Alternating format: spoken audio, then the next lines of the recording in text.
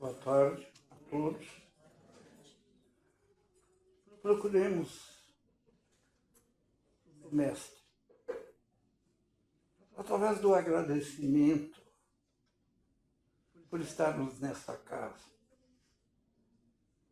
Agradecer a Ele pelos vizinhos que temos, pelos amigos, companheiros de jornada, pelos nossos familiares, pelo nosso lar.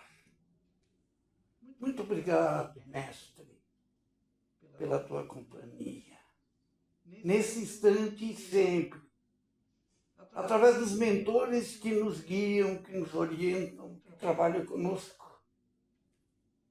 Muito obrigado por colocar as ovelhinhas em nosso caminho, os cachorros, os gatos, companhias, às vezes, aviltantes, que nos rogam desprazer e desconforto. Muito obrigado, Senhor, pela alimentação, pela água, pelos pagamentos, pelo dinheiro. Muito obrigado, Senhor, por termos ao nosso derredor desse instante os nossos amigos em crença, os nossos amigos que trazem a nós a fortificação necessária para que, quando sairmos daqui, vamos nos sentir com certeza muito melhores do que quando aqui entramos. Muito obrigado, Senhor. Muito obrigado, Mestre, por estar conosco. Mas sabemos, Pai, que tudo isto que recebemos, tudo isso que fazemos, é em Teu nome e não no nosso. Que assim seja.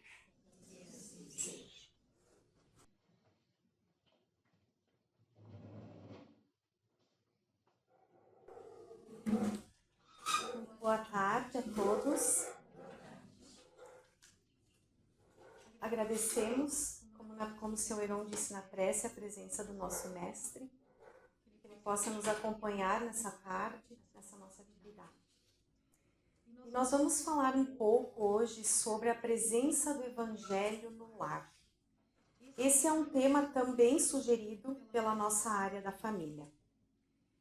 E eu gostaria de iniciar a nossa conversa, a nossa reflexão, falando um pouco sobre as nossas famílias na atualidade, sobre a realidade familiar que nós vivemos hoje. Estamos vivendo em um mundo que nos exige muito. Parece que o tempo diminuiu. E isso nós expressamos com palavras. Eu não sei vocês, mas de vez em quando eu me pego dizendo, meu Deus, será que o dia tem 24 horas? Parece que tem menos? Parece que diminuiu? E aí nós entramos no inverno e quando nós vemos, nós já estamos no verão e parece que nós não vimos o tempo passar. O que vem acontecendo conosco? Nós estamos correndo demais. Nós estamos assumindo muitos compromissos, porque as 24 horas continuam à nossa disposição. E aí nós não temos mais tempo para nada. Corremos e continuamos dizendo que não temos tempo para nada. Os afazeres do nosso dia, o nosso trabalho, aquela necessidade de fazermos tudo perfeito. Se não for perfeito, então nem faço, né? Então, para fazer perfeito, nós corremos mais. Para deixar tudo pronto naquele dia, naquele horário, então nós corremos mais. E corremos porque não queremos que nada falte. Temos essa necessidade que nada falte. Como se diz, estamos sempre correndo atrás da máquina. E literalmente estamos sempre correndo atrás da máquina. E por vezes, correndo atrás dessa necessidade que nós temos, nós esquecemos de uma coisa muito importante nas nossas vidas. Uma coisa muito essencial, que é a espiritualidade. Que é a presença de Jesus no nosso dia a dia. Que é a presença de Deus, é a espiritualidade. aquela que nós precisamos para fazer aqueles afazeres do nosso dia a dia. Nós estamos também vivendo na era da tecnologia. Essa semana eu escutei uma reportagem que falava sobre a IA. O que é a IA? A inteligência artificial. Então nós estamos na era da inteligência artificial, na era da tecnologia, onde o celular, esse aparelhinho aqui, onde a internet, que nos traz tantas coisas boas, acaba tomando demais o nosso tempo. Nós nos envolvemos com tudo isso e esquecemos de coisas importantes como a espiritualidade.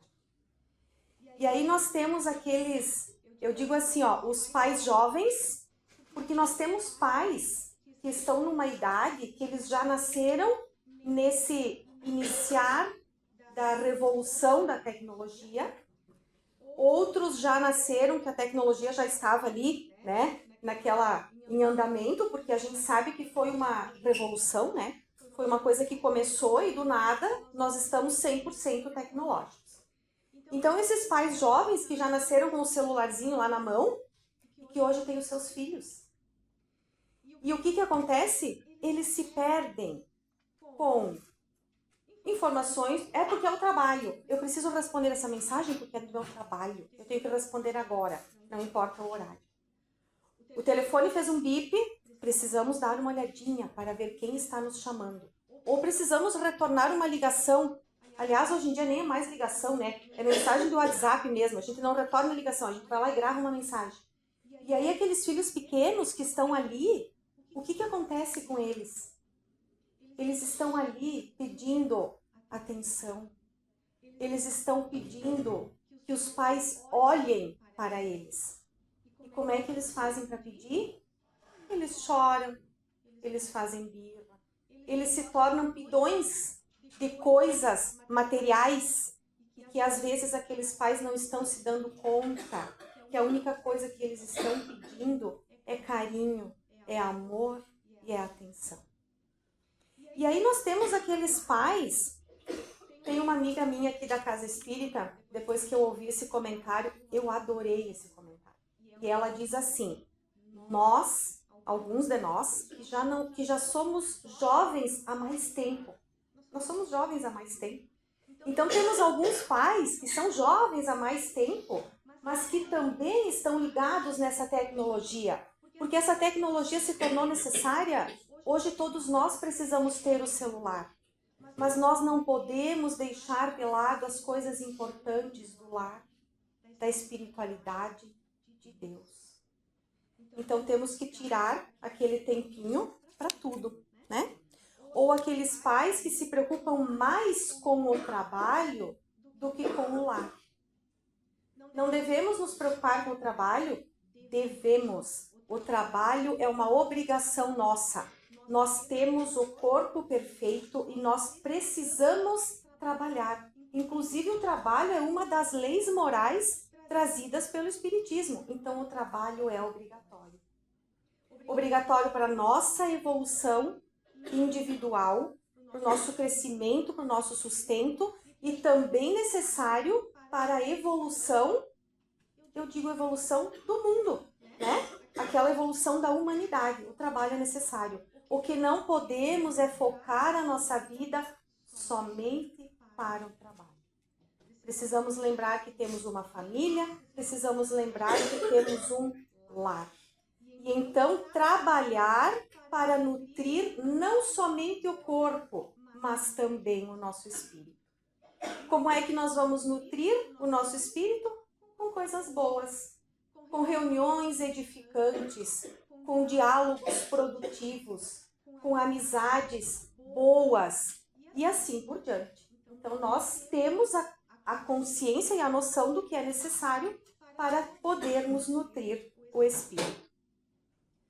Um outro fator que acontece muito na nossa atualidade, na nossa realidade, é que em alguns encontros, seja o encontro familiar mais íntimo, só do nosso lar, ou um encontro um pouco maior, né, com outros membros da família, onde quem lidera é o programa de televisão.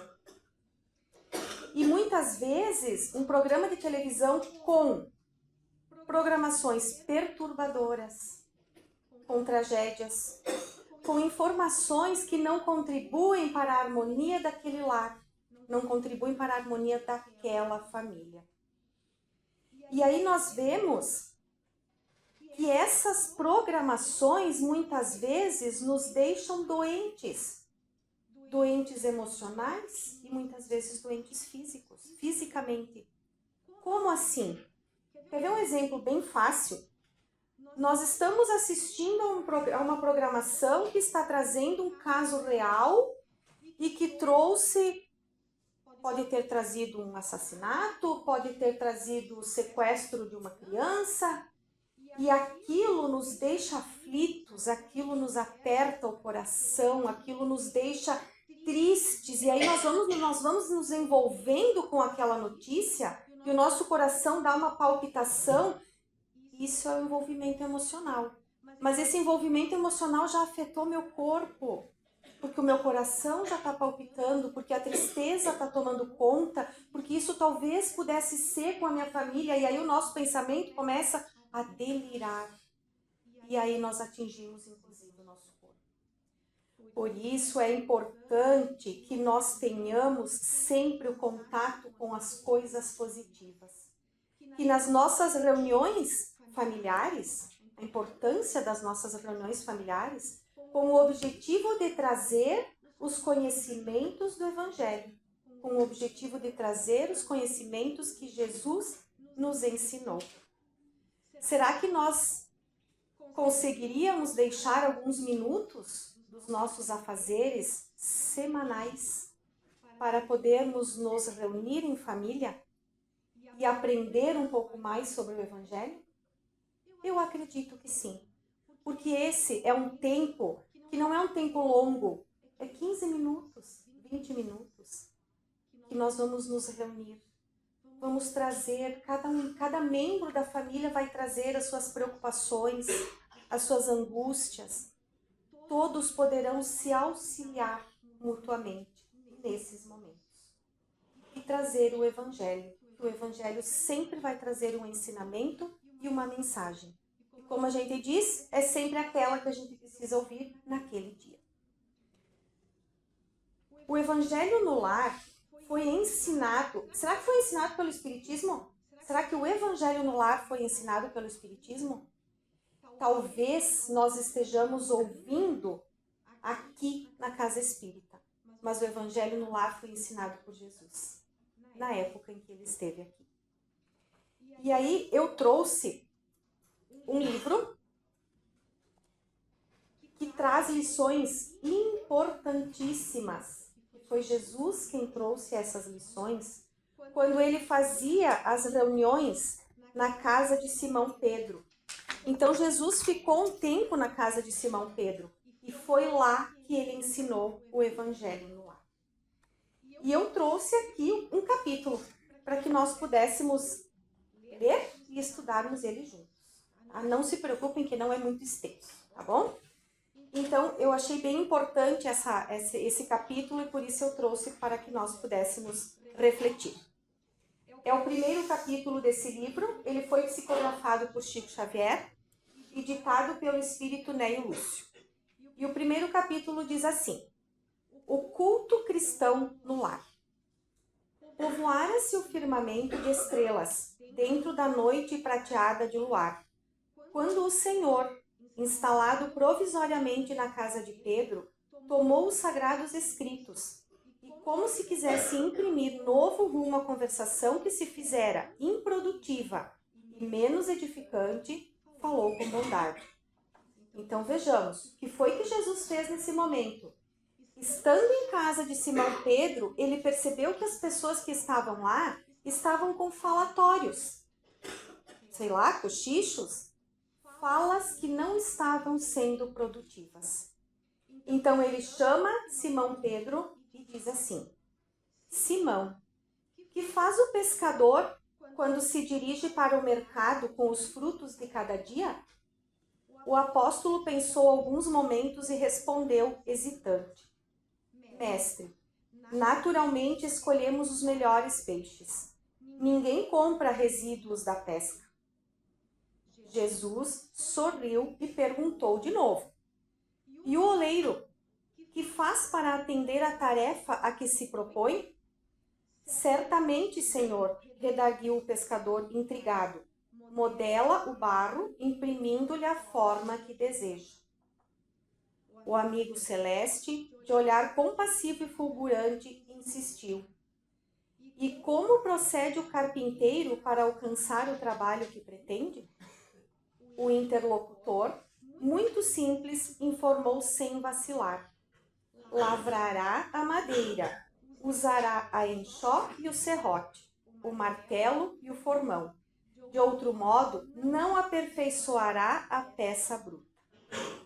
Calou-se Jesus por uns instantes e aduziu: Assim também é o lar diante do mundo. O berço doméstico é a primeira escola e o primeiro templo da alma. A casa do homem é a legítima exportadora de caracteres para a vida comum. Então é no lar que nós aprendemos a viver a espiritualidade. É no lar que nós conhecemos Jesus. É lá que nós conhecemos os seus ensinamentos. Por isso a importância de estarmos juntos. Por isso a importância de ter as crianças sempre conosco, os adolescentes sempre conosco e levar a eles toda essa informação, porque é do lar que isso vai partir. É lá que nós conhecemos Jesus. Se o negociante seleciona a mercadoria, se o marceneiro não consegue fazer um barco sem afeiçoar a madeira aos seus propósitos, como esperar uma comunidade segura e tranquila sem que o lar se aperfeiçoe? A paz do mundo começa sobre as telhas a que nos acolhemos. Se não aprendemos a viver em paz entre quatro paredes, como aguardar a harmonia das nações? Se não nos habituamos a amar o irmão mais próximo, associado à nossa luta de cada dia, como respeitar o eterno Pai que nos parece tão distante?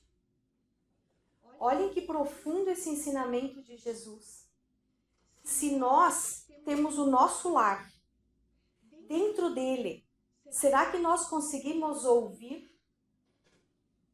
Será que nós conseguimos nos comunicar? E se nós não conseguimos, como será a nossa vivência lá fora? Porque dentro do lar estão aqueles que nós precisamos estar convivendo. São aqueles que muitas vezes vão nos auxiliar a passar pelas provas. E se nós não conseguimos amá-los, se nós não conseguimos respeitá-los, como é que nós faremos isso lá fora? E aí Jesus diz: como exigir que as nações estejam em paz se nós não conseguimos fazer isso dentro de casa? E aí imaginemos a nação com aqueles milhões de pessoas encarnadas, cada uma tem o seu lar. O que veio daquele lar? Para que hoje possamos não estar tão harmoniosos. Então precisamos começar dentro do nosso lar. Jesus relanceou o olhar pela sala modesta, fez pequeno intervalo e continuou: Pedro, acendamos aqui, em torno de quantos nos procuram, a assistência fraterna, uma claridade nova. A mesa de tua casa é o lar de teu pão. Nela recebes do Senhor o alimento para cada dia. Por que não instalar ao redor dela a sementeira da felicidade e da paz na conversação e no pensamento? Então, o que Jesus disse a Pedro? Se tu utilizas esta mesa para entregar o pão aos necessitados, e eram muitos, e eles entregavam o pão aos necessitados, por que não usar esta mesma mesa para tratar de assuntos produtivos, de pensamentos positivos, para ouvir o teu irmão? não apenas na questão material, mas na questão espiritual também. O Pai, que nos dá o trigo para o celeiro, através do solo, envia-nos a luz através do céu. Se a claridade é a expansão dos raios que a constituem, a fartura começa no grão. Em razão disso, o Evangelho não foi iniciado sobre uma multidão, mas sim no singelo domicílio dos pastores e dos animais. Então, o que significa isso? Para se ter um celeiro cheio de trigo, aquele trigo não surgiu do nada, ele surgiu do simples grão. Então, nós teremos o Evangelho e a harmonia nas nossas nações, no nosso mundo, se nós começarmos pequenos, na intimidade do nosso lar. Simão Pedro fitou no Mestre os olhos humildes e lúcidos, e como não encontrasse palavras adequadas para explicar-se, murmurou tímido: Mestre, seja feito como desejas. Então Jesus, convidando os familiares do apóstolo à palestra edificante e à meditação elevada, desenrolou os escritos da sabedoria e abriu na terra o primeiro culto cristão no lar. Então esse é um ensinamento muito poderoso de Jesus, que é o Evangelho dentro do nosso lar. E aí o Espiritismo nos traz, nos pede também que nós possamos fazer, que nós possamos atender esse pedido do nosso Mestre. E aí ele nos traz e nos esclarece a importância de termos algumas, vamos chamar de regras, né? Então, que o Evangelho do lar possa ser feito no mesmo dia e no mesmo horário da semana. Por quê? Porque se nós fizermos de uma forma aleatória, ele não vai ter nenhum sentido? Não. De forma aleatória, nós fazemos as nossas preces. Nossas preces individuais, que nós fazemos ao deitar, que nós fazemos ao acordar, que nós fazemos lá no trânsito, o nosso agradecimento, quando vemos que algo não nos aconteceu, naquele momento nós agradecemos o nosso mentor. Então as preces nós estamos sempre fazendo. O que Jesus nos pede aqui é que haja um encontro familiar. E nesse encontro com dia e horário marcado, nós teremos a presença da espiritualidade superior. E a espiritualidade tem muitos afazeres. Então eles se programam para estar conosco naquele dia e naquele horário. É por isso da importância de marcarmos, de termos, né, essa data, esse horário definido.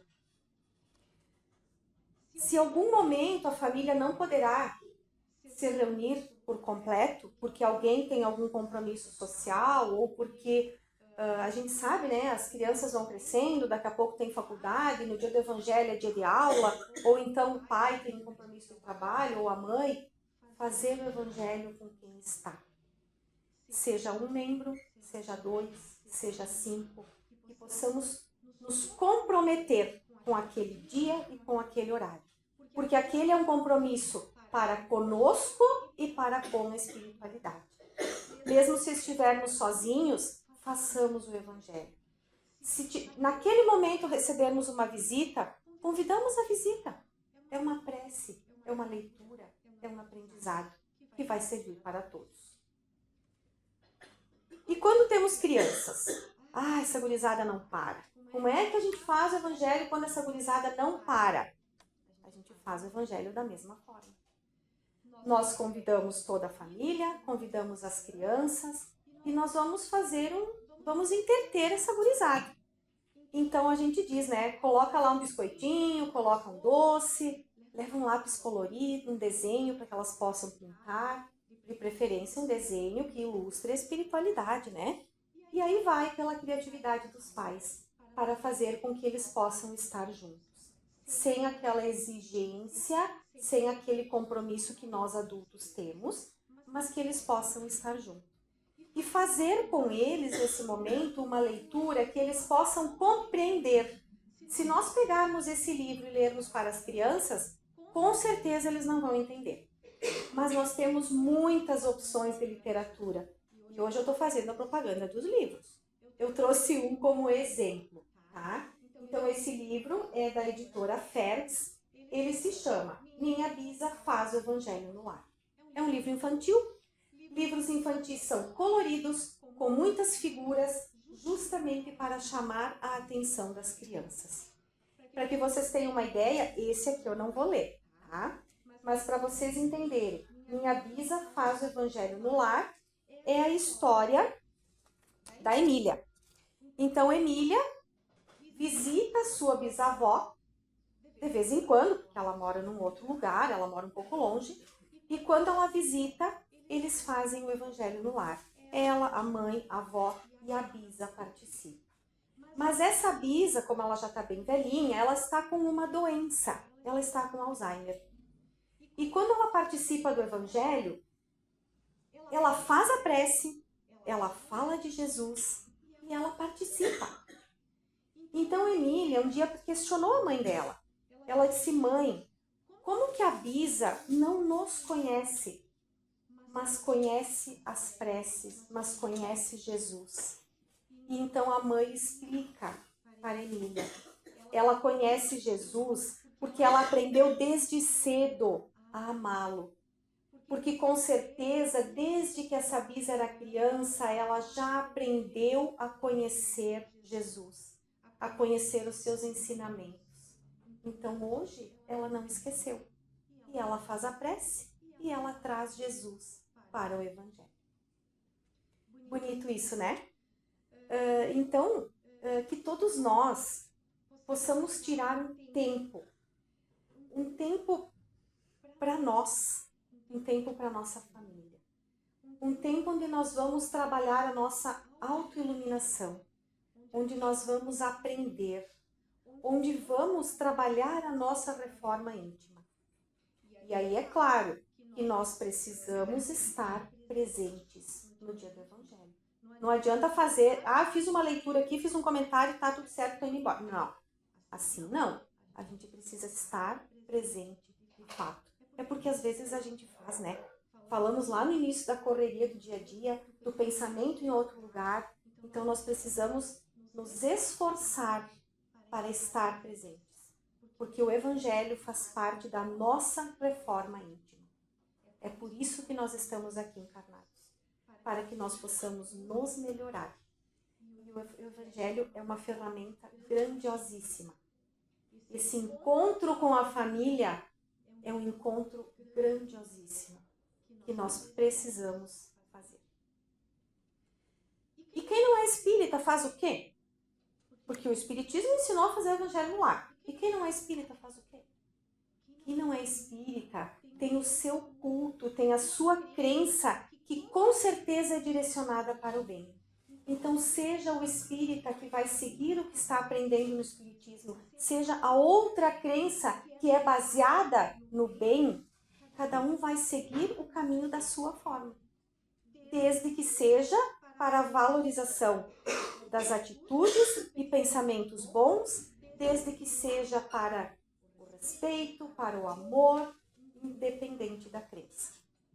O que nós temos que ter a certeza é que a espiritualidade está presente conosco, independente do lugar, independente do dia, da hora que nós estamos nos reunindo. Então, para a tarde de hoje, a nossa reflexão é essa. Eu gostaria de convidar todos vocês para fazermos a nossa prece de encerramento.